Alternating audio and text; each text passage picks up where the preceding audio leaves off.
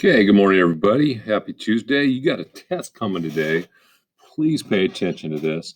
Also, I still plan on making these into ed puzzles. And today there will be one question. Okay, the question will have to do with what is my black and white cat's name? Okay, so make sure you pay attention. I'll tell you that later. Sometime I'll slip it in. So listen to this. Don't just press play and walk away. You won't have a chance to get that question right on the ed puzzle. Okay, so you know the drill. Copy it down. Go try it.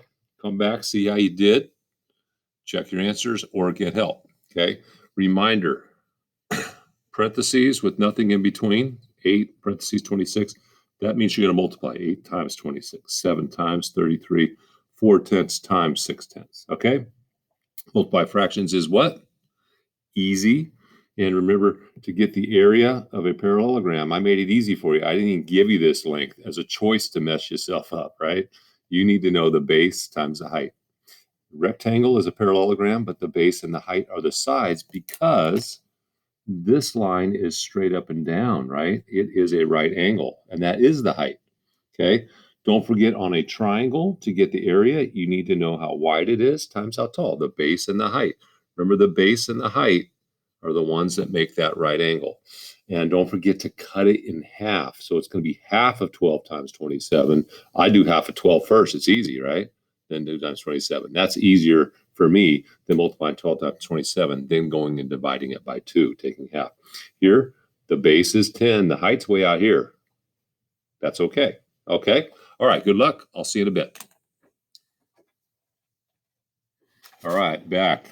What two numbers have a product of 54 and a sum of 15? That's going to be 9 times 6 and 9 plus 6. How about 162 and 33? This is tough. I think this is 6 and 27. 6 plus 27 I know is 33. And 6 25s is 150, right? 6 quarters is $1.50. And then you got 6 twos is 12. So 150 and 12, that works, huh? All right, I forgot what I did on this one too. I think on this one, yes, I remember now.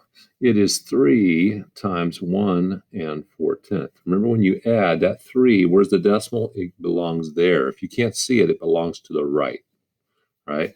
Always remember $5 is the same as $5.00. You can add a decimal after a number and add zeros. All right, so I'm going to add that 0 so it comes out to the same spot. When I add, I do get 4.4. When I multiply, 3 times 14 is the same as 6 times 7, 42.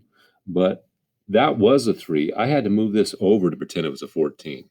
One spot in my problem. I got to go back one spot in my answer. There you go. How about 13 and 7 1/3? How about 3 times 4 is 12, and 3 plus 4 is 7. But how about 3 times 4 and 1/3? Now when I add, I get 7 1/3. When I multiply, I got 12 and 3/3. 12 and 3/3 is 12 and 1, or 13. All right. 8 quarters is $2. 8 pennies is 8 cents. So this is going to be 208. Or you can use the standard algorithm and go 8 times 6 is 48. Carry the 4, and then 8 times 2 is 16, plus the 4 is 20. Okay. 7 30s is 210. 7 3s is 21. 21 and 210, 231. Let's double check using the standard algorithm instead of doing it in our head. 7 times 3 is 21. Carry the 2. 7 times 3 is 21, plus the 2, 23. Boom. 4 times 6 is 24, but I had to move it over one spot there to pretend it was a 4, one spot there to pretend it was a 6. That's 2 spots in my problem. I got to go back 2 spots in my answer. And since it begins with a decimal, I usually put a 0 in front of it just to sort of highlight, hey, you don't have a number start with a 0 unless you have a decimal, really, right? So that kind of helps me make sure it draws my eye to that in case I didn't draw it very dark, or in case someone glances over it. Multiplying fractions is easy because you don't have to worry about common denominators. You're going 2 times 3 is 6. 5 times 7 is 35. That works with multiplying. Don't try that with adding. With adding, you got to do more work. You have to have the number on the bottom the same before you can add the tops. All right, don't go adding the bottom numbers. All right, 4 times 2 is 8. 3 times 9 is 27. Boom, done. 2 times 3 is 6. 7 times 4 is 28. But both of those are even. So I'm going to simplify it because 2 goes into any even number. So I know 2 goes into the top and bottom. 2 goes into 6 3 times, goes into 28 14 times. Now, I think I've told you before, you can cross cancel if you recognize that a number goes into the top and the bottom, even if they aren't right above each other, because they could be. 2 times 3 is the same as 3 times 2. This should be the same as 3/7 times 2/4. Well, 2/4 you would simplify. You'd say 2 goes into the top once and the bottom 2 times. You can do that when you're multiplying, even if they're not directly above and below each other.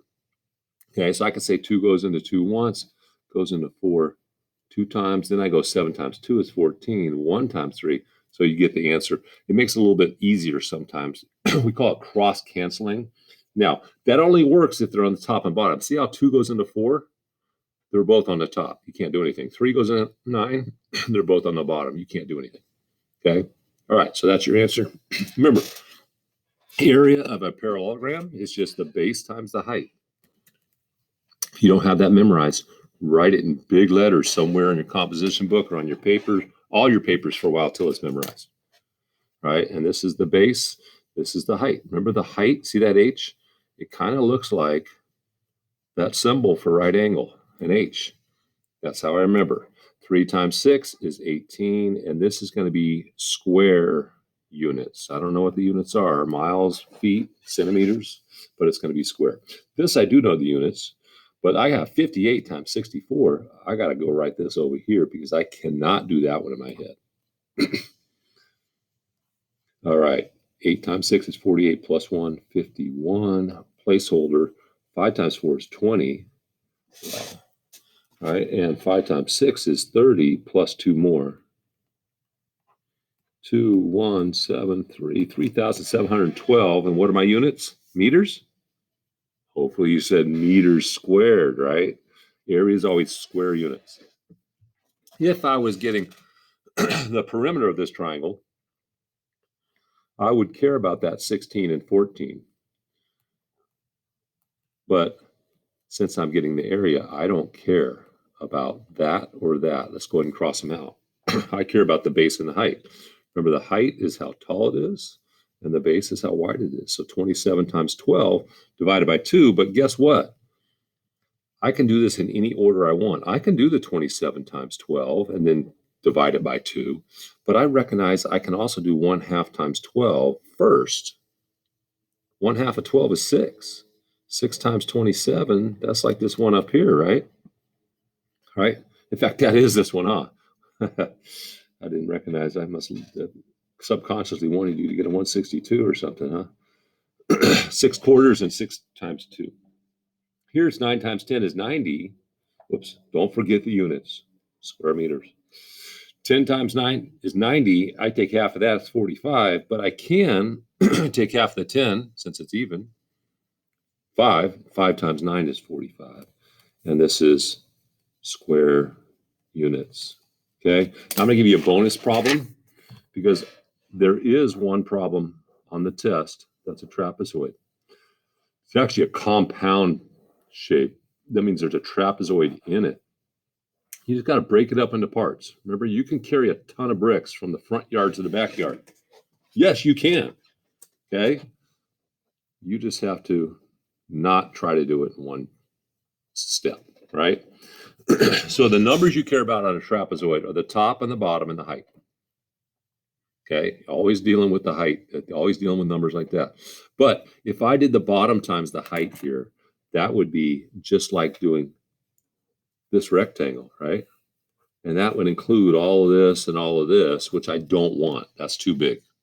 And remember, if I did the top times the height, that would be like this rectangle right here, which wouldn't include that or that, those two triangles. So that's not big enough. What do I want to do? I want to get the average of the top and the bottom. Remember, the average of two numbers is just add those two numbers and divide it by 2. Okay? And then multiply that by the height, and that is the area. Okay? Guys get that? All right. So, yeah, you got to be careful. I think I told you that I was going to tell you the name of my black cat, black and white. It's got a little white on him. His name is Itsy, okay, because he's so tiny. Okay, so you got to know that, and then you can get this question right on the Ed puzzle if I make it an Ed puzzle, and get easy points. All right, good luck on your test today.